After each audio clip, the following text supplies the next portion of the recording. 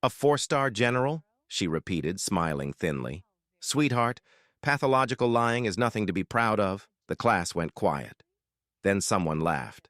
Yeah, right, the boy muttered. From Maplewood Apartments? The laughter spread. Amara stood frozen, gripping the edges of her poster. I'm telling the truth, she said quietly. Mrs. Henderson stepped closer. In this classroom, she said coldly, we don't tolerate stolen valor. And before anyone could react, she grabbed the poster and ripped it straight down the middle. The sound echoed, paper tearing. When Amara Washington stood up to present her My Hero project, she didn't expect applause. She didn't even expect belief.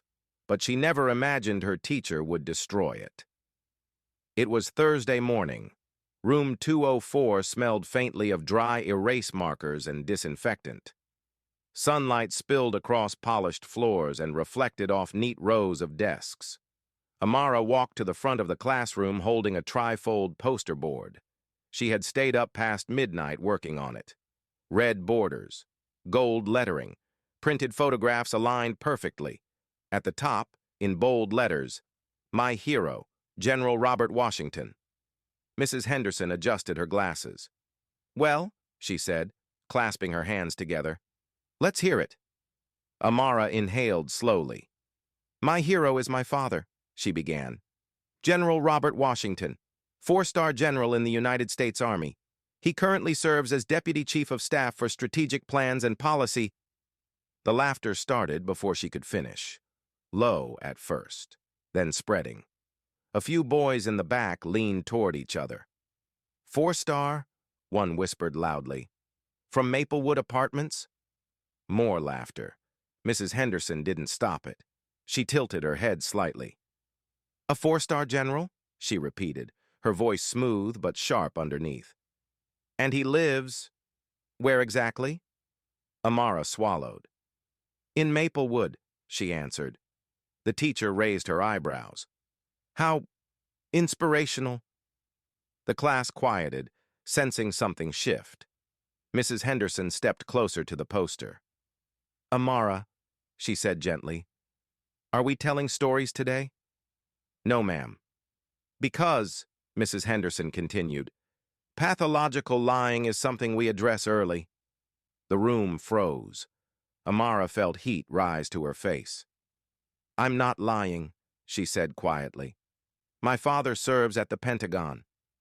Mrs. Henderson exhaled slowly. Extraordinary claims, she replied, require extraordinary proof. She reached forward. Her fingers gripped the edge of the poster. And we do not tolerate stolen valor. The rip was loud. Paper tearing down the center. The image of General Washington in dress uniform split in two. Gasps filled the room. Amara didn't move. She stared at the torn halves now hanging loosely in Mrs. Henderson's hands. Then the pieces fell to the floor. Mrs. Henderson turned to the class. Let this be a lesson, she said briskly. Integrity matters. Amara walked back to her seat, slowly. Her hands trembled under the desk, but she refused to cry. The night before, she had rehearsed this moment. Her father was on a secure video call from Washington, his uniform pressed, his voice calm. You don't need to impress them, he told her. Just tell the truth, and stand in it. Her mother stood behind her. You don't have to prove yourself, she whispered. But Amara wanted to. She wanted them to understand that greatness didn't always come from gated neighborhoods. Sometimes it came from apartment 3B. This wasn't the first time. Mrs. Henderson had questioned her before. When Amara turned in an essay about civil rights legislation, Mrs. Henderson asked if someone had helped her write it. When she wore new sneakers her uncle sent from overseas, Mrs. Henderson examined them closely. Are those authentic? She asked in front of the class. Deshaun once received detention for tone. Aisha was called aggressive for correcting a date in the textbook. Patterns. Small enough to deny, big enough to feel. Amara stared at the torn pieces on the floor. She could still see her father's medals in the photograph. She remembered the ceremony when he received his 4th star, the room full of uniforms. the weight of responsibility in his eyes. He didn't talk about power. He talked about service. And here, in room 204, his daughter was being told he didn't exist. At 10:17 a.m., Amara slid her phone from her backpack. Under the desk, she typed. "She said I lied. She ripped it up." The message sent. Her heartbeat felt loud in her ears. 3 dots appeared almost immediately. But the reply wasn't from her mom. It was from Colonel Morrison, her father's aide. "Stay strong. Help is coming." Amara stared at the screen. Help? She hadn't expected that. She locked her phone and placed it back in her bag. Across the room, Mrs. Henderson continued teaching as if nothing had happened, as if she hadn't just dismantled someone's truth. By the time the bell rang for late morning transition, Mrs. Henderson made her decision. "Amara," she said sharply, "Principal Graves would like to speak with you." The class grew quiet again. Some students avoided eye contact. Jessica, who had laughed earlier, looked down at her desk. Amara stood. She walked past the whiteboard, past the torn remains of her project, and into the hallway. The fluorescent lights hummed above them. Mrs. Henderson's heels clicked against the floor. "You need to understand," the teacher said without looking at her. "Claims like that damage credibility." "I didn't lie," Amara replied. Mrs. Henderson stopped walking. She turned slowly. "Children from subsidized housing," she said carefully, "do not have 4-star generals for fathers." And then she continued down the hallway. Amara followed, her spine straight, her steps steady. But inside, something had begun to shift. Principal Graves's office always felt colder than the rest of the school. The blinds were half closed. Awards lined the shelves behind his desk. Certificates, framed photos, leadership plaques. Mrs. Henderson entered first. Amara followed. Principal Graves folded his hands carefully. "I'm told," he began, "that you presented questionable information during class." Amara stood straight. "It wasn't questionable," she said. "It was true." Mrs. Henderson cleared her throat. "She claimed her father is a 4-star general," she said calmly, "which, given certain circumstances, is clearly fabrication." Principal Graves leaned back. "Circumstances?" he asked. Mrs. Henderson's lips tightened. "She lives in Maplewood Apartments," she replied. "She qualifies for reduced lunch, and I believe her mother works locally." The principal nodded slowly. "And your father's name?" he asked Amara. "General Robert Washington." "And where does he work?" "The Pentagon." Silence. Principal Graves tapped his desk lightly. "Amara," he said gently, "do you understand how serious false claims about military rank are?" "Yes, sir." "And yet," he continued, "you expect us to believe that a 4-star general chooses to live in subsidized housing?"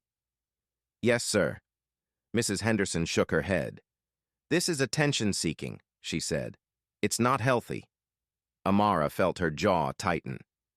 "My father doesn't choose housing based on rank," she said quietly. "He chooses it based on family." Principal Graves's eyes narrowed slightly.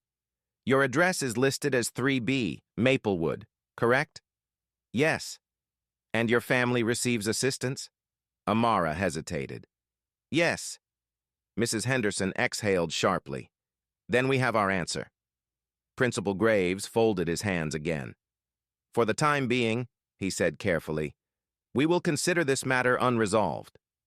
Unresolved, as if truth was a rumor.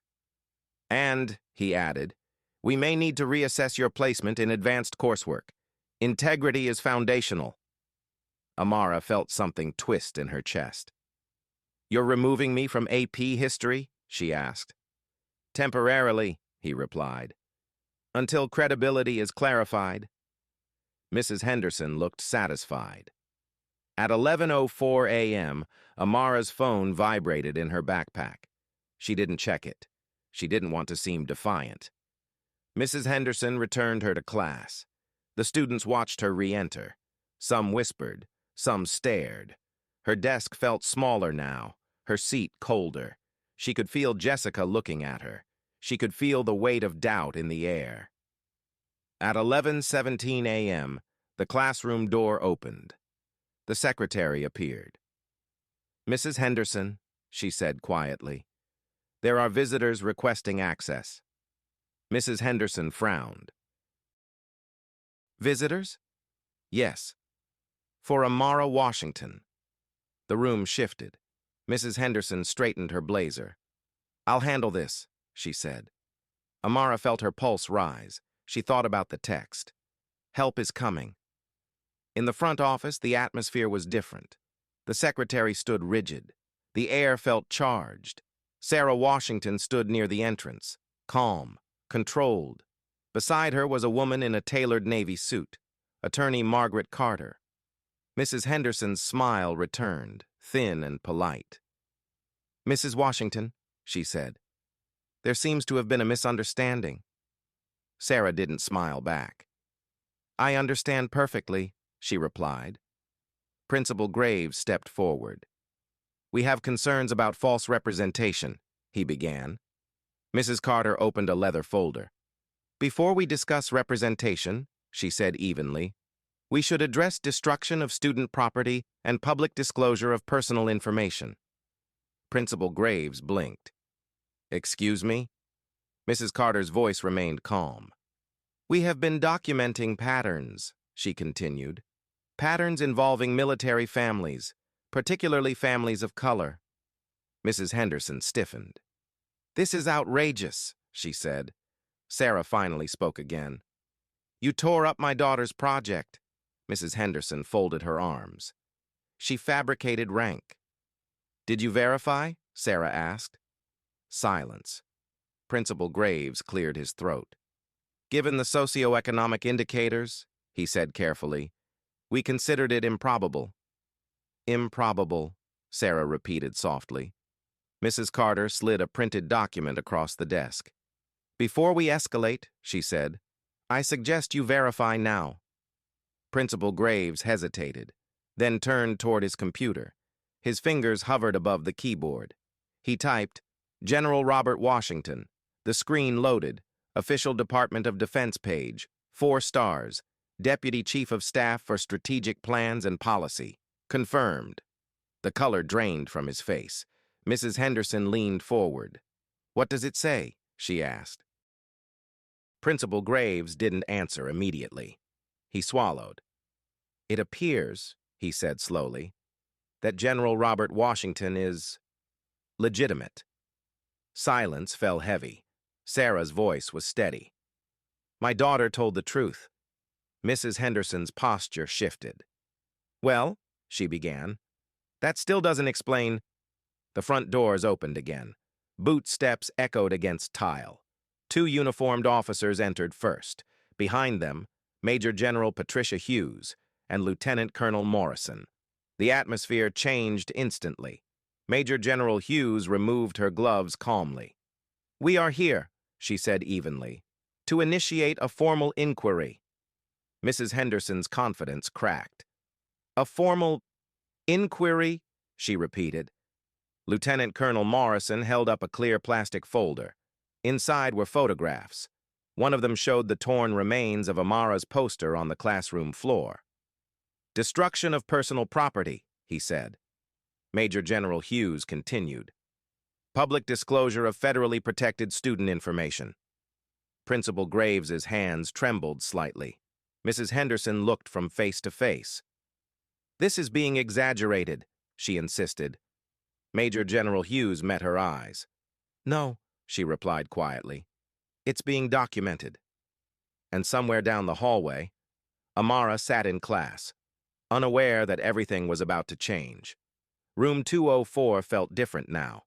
Not louder, not quieter, just tense. Amara could feel it.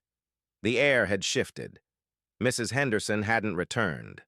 A substitute teacher stood awkwardly at the front, flipping through lesson plans that no longer seemed important. Whispers moved like currents between desks. "Is it true?" Was she lying? Why are there officers in the office? Jessica kept glancing toward the door. Deshaun leaned back in his chair, watching everything. Aisha stared straight ahead. Amara kept her eyes on her notebook. Her hands were steady now, but her heart wasn't. At 12:03 p.m., the classroom intercom clicked on. Amara Washington, please report to the main office. The substitute looked up. Several students turned to stare. Amara stood. No rush, no panic. Just slow, measured steps. She walked past the whiteboard, past the empty space where her poster had hung, and into the hallway. The main office was silent when she entered. Too silent. Principal Graves stood behind his desk. Major General Hughes stood to one side. Lieutenant Colonel Morrison held a folder. Her mother stood beside them. And then... The door opened again. The room straightened instinctively. General Robert Washington stepped inside. 4 stars on his shoulders, uniform immaculate, presence undeniable. Amara stopped walking. For a second, she was just a daughter again. Not a student on trial, not a girl defending her truth, just a child seeing her father. He didn't speak immediately.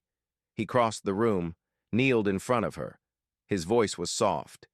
"You stood in it," he said. Amara nodded once. "I told them." "I know," he replied. He stood, turned, faced the room. The temperature dropped. Not because he raised his voice, but because he didn't. "Which one of you," he asked calmly, "tore up my daughter's work?" Mrs. Henderson shifted in her chair. "It was a disciplinary decision," she said quickly. "She made claims that were true," General Washington finished. Mrs. Henderson swallowed. "We had reason to question credibility." "Based on what?" he asked. Silence. Principal Graves cleared his throat. "Based on contextual factors." "Define contextual," the general replied. Mrs. Henderson spoke instead. "She lives in subsidized housing." The general stared at her. "And?" "And families in that environment do not typically produce 4-star generals." The words hung there, ugly, exposed. Major General Hughes stepped forward slightly. "Repeat that," she said quietly. Mrs. Henderson hesitated. "I meant statistically—" "No," General Washington interrupted. "You meant socially." He stepped closer. "You saw her address.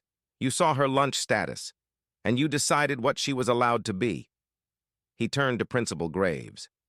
"And you agreed." Principal Graves's voice cracked. "We were attempting to maintain academic integrity." "Integrity," General Washington repeated slowly. "You destroyed a child's work without verification. You publicly disclosed private information. You threatened her academic placement. And you speak to me about integrity." The silence pressed against the walls. Mrs. Henderson's composure was dissolving. "We were protecting the classroom," she insisted. "From what?" he asked. "From imagination?" Amara watched everything, every word, every shift. This wasn't rage. This was control. The kind her father carried into briefings, into negotiations, into rooms where decisions shaped nations. And now, he was using that same control for her. Major General Hughes opened a thin folder. "We have documented prior complaints," she said. "Similar patterns, similar language." She glanced toward Mrs. Henderson. "Multiple reports involving students of color." Mrs. Henderson's breathing grew shallow. "That's absurd." Lieutenant Colonel Morrison stepped forward. "We also have time-stamped confirmation that the student contacted her parent at 10:17 a.m. after the incident." He placed a printed screenshot on the desk. "And confirmation that the Department of Defense recognizes the destruction of military imagery under false accusation as defamation." Principal Graves closed his eyes briefly. The weight of it was sinking in. General Washington turned back to his daughter. "You did nothing wrong," he said clearly. Then he faced the room again. Not every child has a parent who can walk through these doors in uniform, he continued. And that is precisely why your actions are dangerous. He let that settle.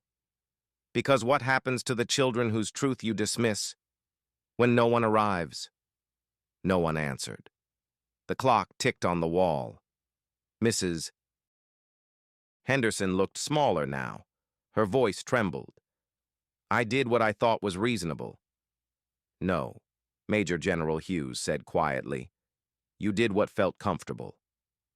Outside the office window, students were beginning to gather in the hallway. Rumors spreading, phones appearing. Deshawn had his out, recording, not for drama, for proof. Inside the office, the inquiry had officially begun. Not loud, not chaotic, but irreversible. And for the first time that day, Amara felt something shift, not in fear, not in humiliation, but in balance. The room was no longer tilted against her, and the day was far from over. The office no longer felt like a school space. It felt like a hearing. No one was shouting. No one needed to. Major General Hughes stood near the window, reviewing documents with quiet precision. Lieutenant Colonel Morrison spoke into his phone in low, measured tones. Principal Graves remained behind his desk, but the authority he usually carried had thinned. Mrs. Henderson sat upright in her chair, hands folded tightly in her lap. General Washington stood still, not pacing, not posturing, just present, and somehow that presence was heavier than anger. Let's clarify something, Major General Hughes said calmly. She placed several printed emails on the desk. These are prior complaints. Mrs. Henderson blinked. Complaints? From military families, Hughes continued. 3 years, 5 separate reports. Principal Graves looked up sharply. I was not made aware of— You were CC'd, Lieutenant Colonel Morrison said evenly. Graves' face drained again. Hughes continued. In each instance, a student from a military family reported being publicly questioned about their parents' rank. She flipped a page. In 4 of those cases, the students were black. Silence. Mrs. Henderson's voice came out thin. That is coincidence. No, Hughes replied. It is pattern. General Washington finally spoke again. When you told my daughter that families in her environment do not produce generals, what did you mean? Mrs. Henderson swallowed. I meant statistically. No, he said quietly. You meant socially. He stepped slightly closer. You meant that you could not imagine someone who looks like her coming from someone who looks like me. Mrs. Henderson's eyes flickered. You're twisting my words. No, he replied. I'm clarifying them. Sarah Washington hadn't spoken in several minutes. She stepped forward now. You said she fabricated rank, she said. You didn't call to verify. You didn't check publicly available records. You didn't even ask for documentation. Mrs. Henderson looked at Principal Graves for support. He didn't move. You made an assumption, Sarah continued, and then you humiliated her publicly. The weight of that word, humiliated, settled into the room. Outside the office door, the hallway was buzzing. Students had noticed the uniforms. The whispers were no longer subtle. Deshawn's recording had already been shared in 2 group chats. The moment the poster ripped, the moment the words subsidized housing were said out loud, the moment Amara's truth was dismissed. Inside, the inquiry deepened. Principal Graves cleared his throat. We can resolve this internally, he said. There's no need to escalate further. Major General Hughes looked at him calmly. It is already escalated. She placed another document on the desk. This is an official record of today's events. Lieutenant Colonel Morrison added, and because a federal military officer was falsely accused of stolen valor, we are required to document the defamation. Mrs. Henderson's composure fractured. Defamation, she repeated. You accused a decorated officer of falsifying rank, Morrison replied, in a public setting. The reality was landing now. slowly, heavily. General Washington turned back to his daughter. Amara hadn't spoken in minutes. She had watched every word, every reaction. He softened slightly. "Are you all right?" he asked quietly. She nodded. "I told the truth," she said. "I know. And they didn't believe me." He looked at her carefully. "That's not your failure." Then he turned again. "It's theirs." Major General Hughes closed the folder. "Mrs. Henderson," she said evenly, "effective immediately, you are being placed under review pending investigation." Mrs. Henderson's mouth opened slightly. "You can't just—" "I can," Hughes replied. Principal Graves stiffened. "And you," she continued, looking at him, "will be placed on administrative leave pending district review." The word leave echoed. Administrative, formal, irreversible. Mrs. Henderson stood abruptly. "This is absurd," she said, her voice rising for the first time. "All I did was question credibility." "You questioned identity," General Washington corrected. "You questioned possibility. And you did it in front of children." She looked at Amara. For a second, just a second, something like doubt flickered across her face. Not doubt about the accusation, doubt about herself. But it passed quickly. She straightened. "I stand by my professional judgment." Major General Hughes nodded slowly. "And that," she said quietly, "is precisely the problem." Outside, a notification buzzed on Deshawn's phone. The video clip had been reposted. Someone had added subtitles. "Children from subsidized housing do not produce generals." It was spreading. Fast. Inside the office, no one knew that yet. But the ripple had begun.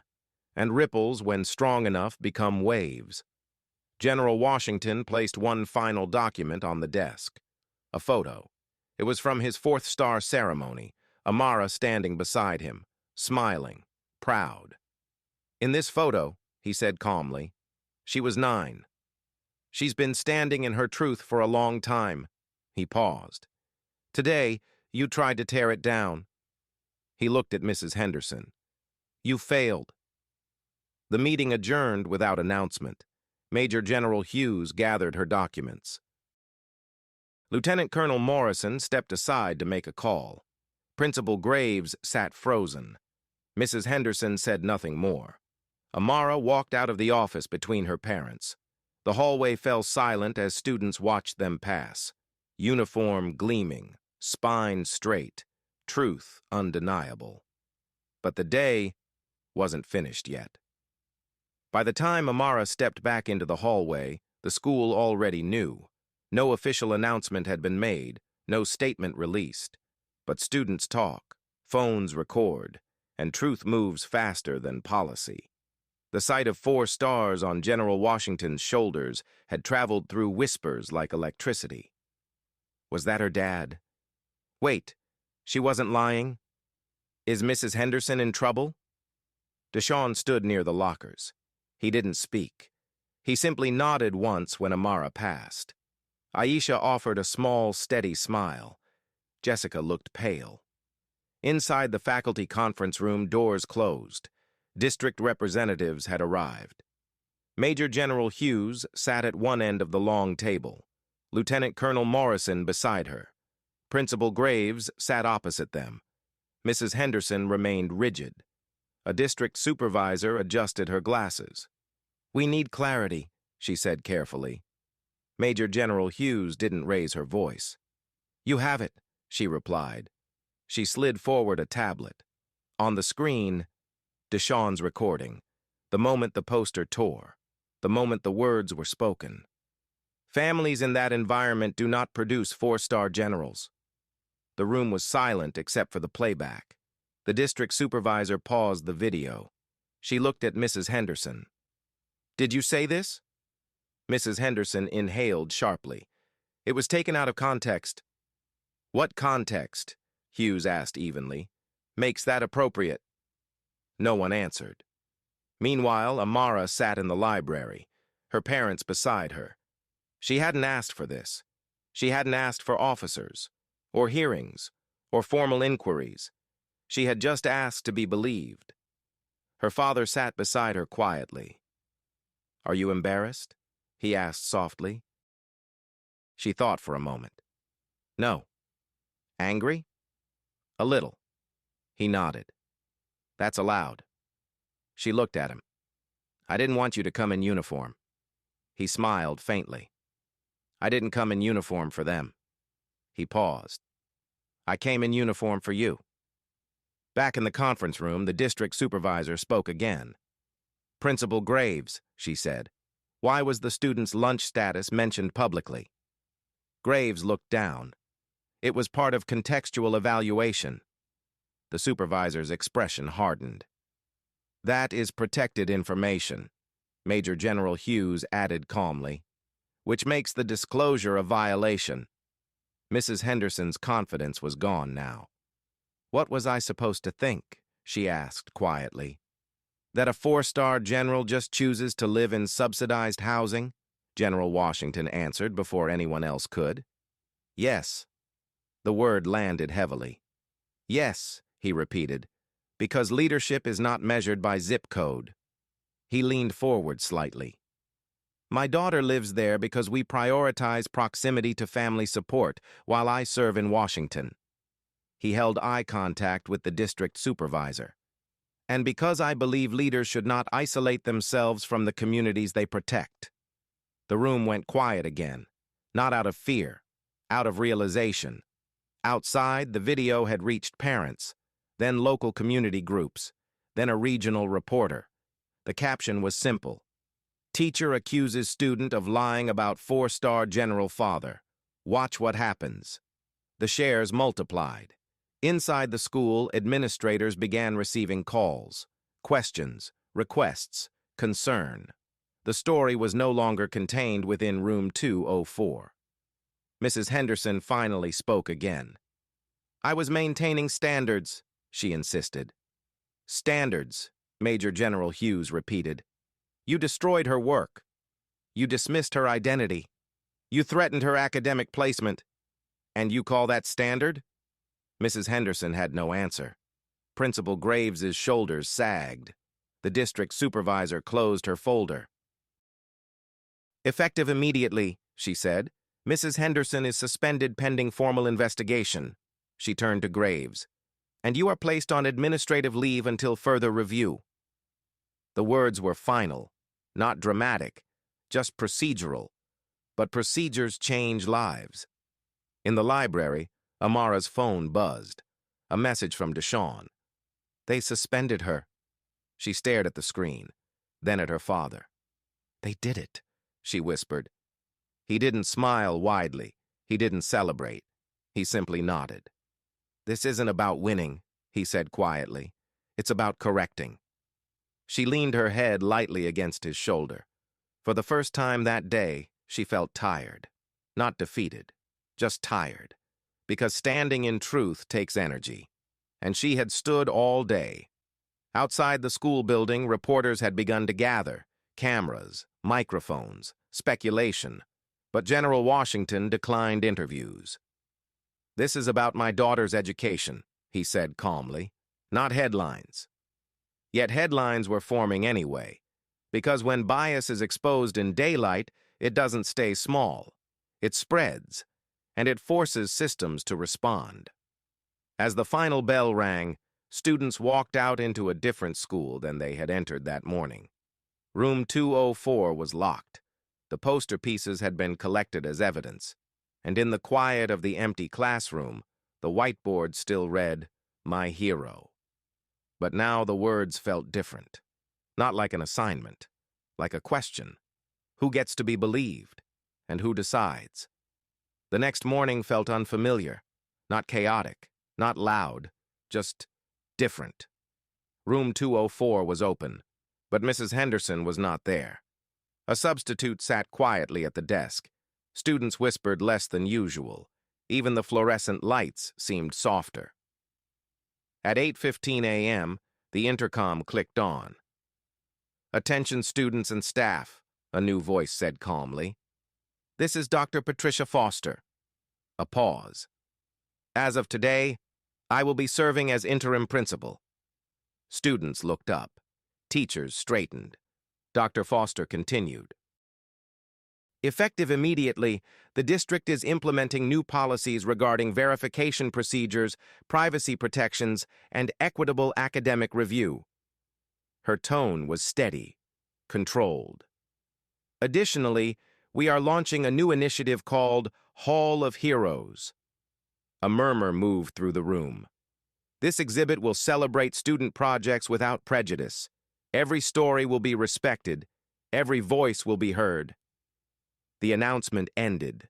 Silence followed.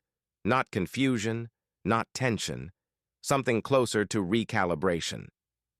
Amara walked through the hallway slower than usual, not because she was afraid, because people were looking at her differently, not with doubt, with curiosity. Jessica approached hesitantly near the lockers. "Hey," she said quietly. Amara waited. "I shouldn't have laughed," Jessica added. Amara studied her for a moment. "You didn't tear it," she said. Jessica swallowed. "But I didn't stop it." The honesty lingered. Amara nodded once. "That matters." It wasn't forgiveness. It wasn't anger. It was acknowledgement. And sometimes that's enough. At 10 a.m., room 204 gathered again. But today, there were extra chairs in the back. Dr. Foster stood near the door. Major General Hughes observed quietly. Lieutenant Colonel Morrison stood beside her, and General Washington entered without ceremony, not as an officer commanding a room, as a father visiting a classroom. He wore his uniform again, but his expression was softer today. Students shifted nervously. Deshaun lowered his phone. No one laughed now. General Washington stepped to the front. He didn't stand behind the teacher's desk. He stood beside it. "I won't take much of your time," he began. His voice was measured, not theatrical, not dramatic. "I understand yesterday was instructive." A few students shifted in their seats. Instructive in ways that have nothing to do with history curriculum. He looked around the room. "You were presented with a claim. You responded with assumption. And you witnessed adults respond with dismissal." He paused. "That's not a failure of intelligence. It's a failure of courage." The room was silent. He continued. "Important people do not all live behind gates. They do not all look alike. They do not all speak the same way." He glanced briefly at Amara. "But they all deserve to be believed when they tell the truth." He let the words settle. "In my career, I've learned 3 principles. See? Speak. Stand." He turned slightly toward the class. "See what's actually happening, not what you expect to happen. Speak when something feels wrong. Stand beside the person being questioned." He paused. "Because one day, you may be the person being questioned." Jessica raised her hand slowly. Her voice trembled. "I'm sorry," she said. Not loudly, but clearly. The apology was not directed at authority. It was directed at Amara, and the room felt it. One by one, several students nodded. No applause yet, just understanding. General Washington finished calmly. "Leadership does not begin when you earn rank. It begins when you choose integrity." He stepped back. Dr. Foster spoke briefly afterward. "This school will not tolerate prejudice disguised as policy," she said. Her voice carried. "We are reviewing disciplinary patterns and academic placements. Every student will be evaluated fairly. No theatrics, no dramatic music, just institutional correction." As the class ended, several students approached Amara. Some offered quiet congratulations. Some simply said, "I didn't know." Deshaun finally spoke.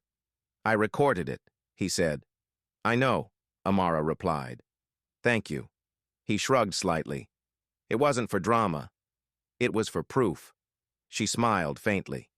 Proof matters. That afternoon, construction workers arrived in the hallway. A glass case was installed outside room 204. A small plaque beneath it read, Hall of Heroes. The first project scheduled for display, Amara, Washington, reconstructed, restored, verified. But the significance wasn't in the glass. It was in what had shifted. The school had not become perfect overnight. Systems do not correct themselves in a day. But something foundational had cracked.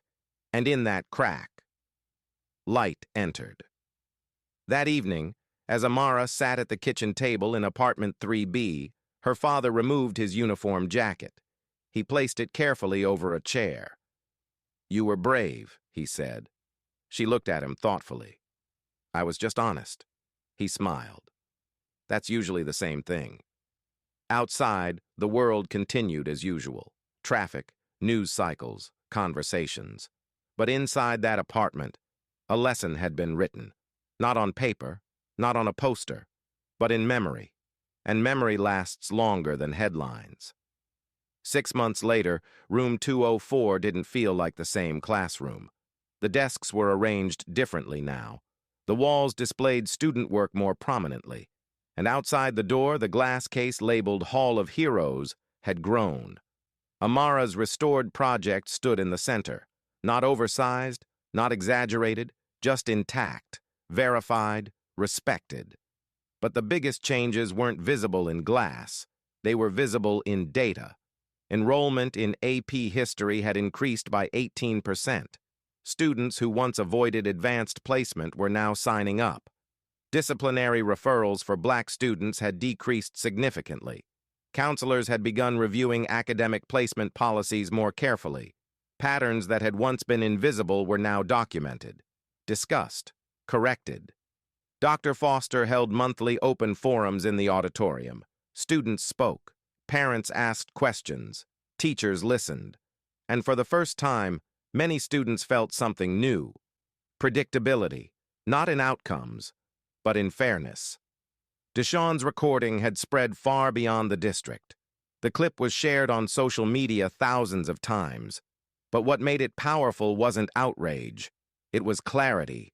The words were undeniable. Families in that environment do not produce four-star generals. When played back without interruption, the assumption revealed itself. No shouting needed, no dramatic edits, just truth. The district released a public statement weeks later. They announced a review of bias training protocols. They outlined new verification procedures before disciplinary action. They acknowledged failure, not perfectly, but publicly. Mrs. Henderson did not return. Her suspension became termination after the investigation concluded. Principal Graves accepted reassignment outside of administrative leadership. The district avoided language like racism. They used phrases like policy misjudgment. But students knew the difference. And sometimes that awareness is the beginning of change. Amara adjusted to her new normal slowly. She didn't become louder. She didn't transform into a public speaker overnight. She remained thoughtful, measured. But something in her posture had shifted. Not arrogance, assurance. She raised her hand more often now. She joined the debate club, not to argue, but to practice speaking without shrinking. Jessica joined too. Their conversations weren't dramatic. They were small, occasional, but sincere. One afternoon, Jessica admitted something quietly. "I think I laughed because I didn't want to stand out." Amara nodded. "Standing out isn't always a choice." Jessica looked at her. "I know. Growth rarely announces itself loudly. It appears in moments like that. Quiet realizations, uncomfortable honesty. At the Pentagon, General Washington declined multiple interview requests. He refused to turn the incident into a political spectacle. "This was about my daughter's education," he repeated each time. But privately, he met with policy advisors. He discussed systemic bias in educational settings. Not from a place of anger, from a place of strategy. He understood something important. The uniform gave him access. But access means little without action. and action requires consistency. Sarah Washington attended the first Hall of Heroes ceremony quietly. She stood in the back of the hallway as younger students displayed projects about nurses, firefighters, grandparents, single mothers. No one questioned them. No one asked about their zip codes. And when one student presented about her father, a sanitation worker, the room applauded, not because of rank, but because of effort. Sarah watched and allowed herself to breathe. Data continued to come in over the months. Academic placement disparities narrowed. Parent complaints were addressed faster. Teachers underwent bias review workshops. Some resisted, some embraced it. But the conversation had begun. And conversations, when sustained, reshape institutions. Amara kept a small piece of her original torn poster, not as a reminder of humiliation, but as a reminder of what assumption sounds like. She kept it folded in a notebook. Occasionally she looked at it, not with anger, with awareness, because memory, when handled correctly, becomes strength. One afternoon, 6 months later, a new student presented her project in room 204. Her voice trembled slightly. "My hero is my mother," she said. "She works 2 jobs." No one laughed. No one interrupted.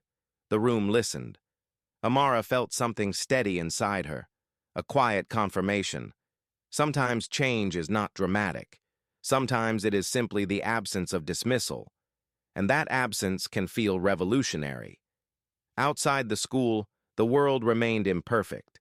Bias did not disappear. Prejudice did not dissolve overnight. But in this building, something foundational had shifted. And shifts, when rooted deeply enough, endure. 6 months earlier, a poster had been torn. Today, a school was rebuilding, not because a 4-star general walked through the door, but because someone recorded, because someone investigated, because someone chose to stand, and because one girl refused to say she was lying when she wasn't.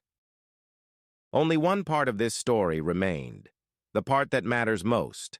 Not every child has a 4-star general who can walk into a school in full uniform. Most don't. Most children don't have federal officers documenting their humiliation. Most children don't have attorneys reviewing policies. Most children stand alone when they say, "I'm telling the truth." That's what makes this story uncomfortable, because the power in it was never the rank. It was the assumption and the exposure of it. When Mrs. Henderson tore that poster, she didn't just rip paper. She tore at possibility. She tore at imagination. She tore at the idea that greatness could come from anywhere. And that idea frightened her more than she realized. Because assumptions are comfortable. They help people organize the world quickly. They reduce complexity. They create shortcuts. But shortcuts, when applied to people, become ceilings. And ceilings are dangerous when placed over children. Amara didn't change the school because of her father's stars. She changed it because she refused to correct the truth. She could have lowered her voice. She could have said, "It's okay. Maybe I misunderstood." She could have apologized for something that never required apology. But she didn't. She stood in it.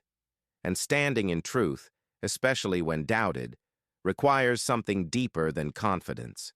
It requires identity. In the months that followed, the phrase "see, speak, stand" appeared in the hallway banners. Students repeated it. Teachers referenced it. But slogans are easy. Practice is harder, because seeing requires attention, speaking requires risk, and standing requires cost. Every institution claims to value integrity. Fewer institutions value discomfort. Yet discomfort is where correction begins. One evening, long after the headlines faded, Amara asked her father something quietly. "Would they have believed me if you weren't a general?" He didn't answer immediately. He removed his jacket, sat across from her. "No," he said honestly. The word hung there, not cruel, not dramatic, just real. "That's why this mattered," he continued. "Not because I wear 4 stars. But because some children don't have a uniform behind them." He leaned forward slightly. So when you grow up, he said, remember what it felt like to be doubted. Then choose to believe someone first. Belief is powerful. It costs nothing, yet it changes everything. The next time a student stands in front of a class with a story that sounds unlikely, someone will remember this. The next time an adult considers using statistics to define a child's future, someone will pause. The next time laughter begins when someone dares to speak, maybe someone will interrupt it, not loudly, just firmly. That's how cultures shift, not through spectacle, through interruption. 6 months earlier, a teacher said, families in that environment do not produce 4-star generals. Today, that sentence exists only in documentation. But its lesson remains. Environment does not define potential.